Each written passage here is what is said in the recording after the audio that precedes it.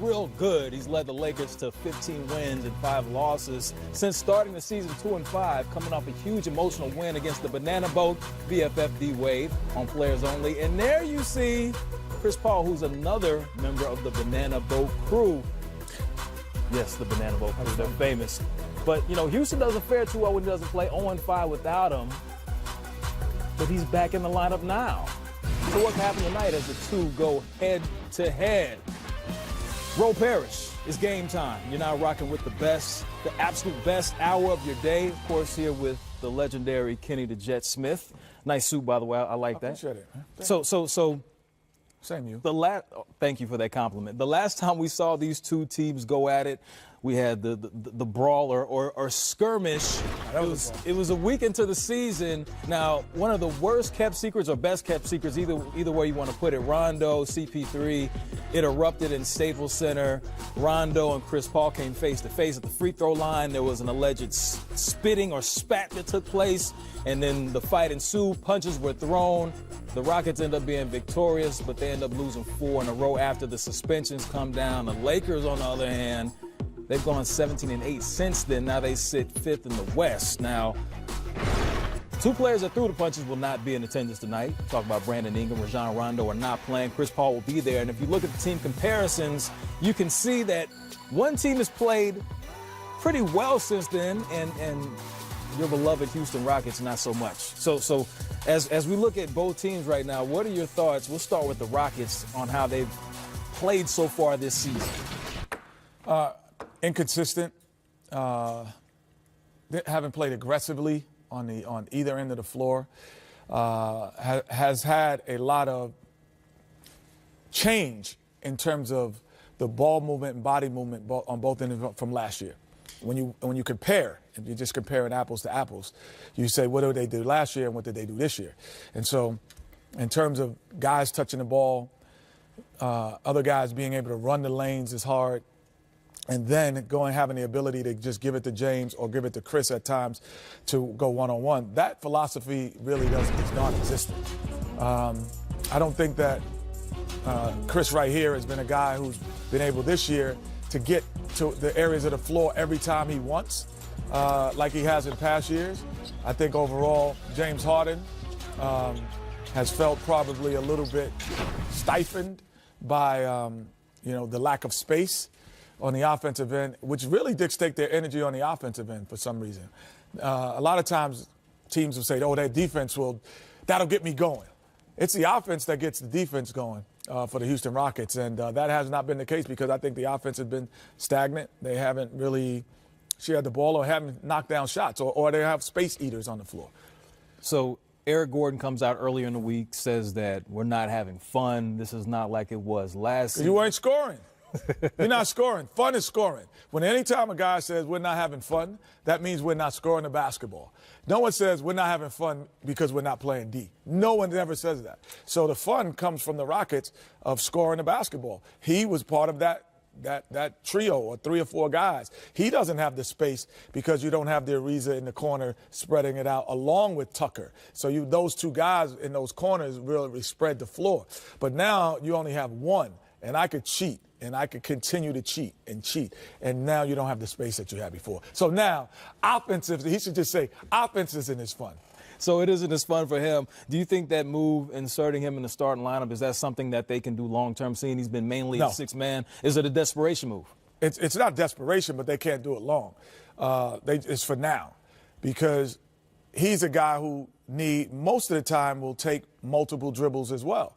So he does score well on a spot shoot, but predominantly most of his baskets come from isolation as well.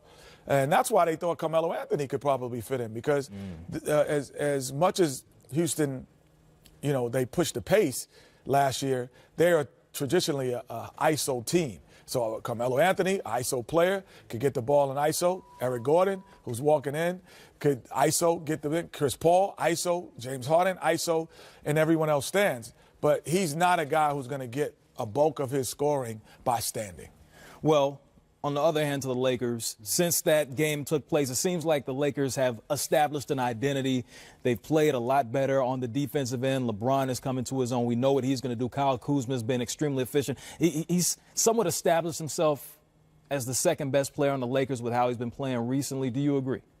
Well, Kyle Kuzma, has done a great job of being able to feed off LeBron and what he does. But if you look at LeBron James over the last 8 years, 9 years, and particularly when you look at him on teams when he first comes to your team, this is kind of the start that he always has. There is nothing that would have me say anything is different from what he's done from when he went to Miami to when he went back to Cleveland and now with the Lakers. There's no difference in terms of the start, where the team start, and where they possibly could finish. And, my prediction early in the year was 2 or 3.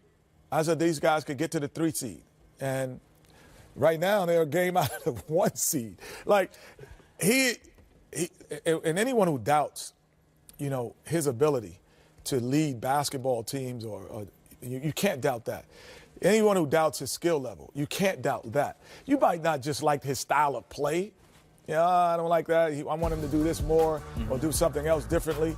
But in terms of winning basketball, even Magic Johnson, you have to check the one thing he said. He said, well, we don't want what was Cleveland. Yeah, we do. We want what was Cleveland because we want to be in the NBA Finals.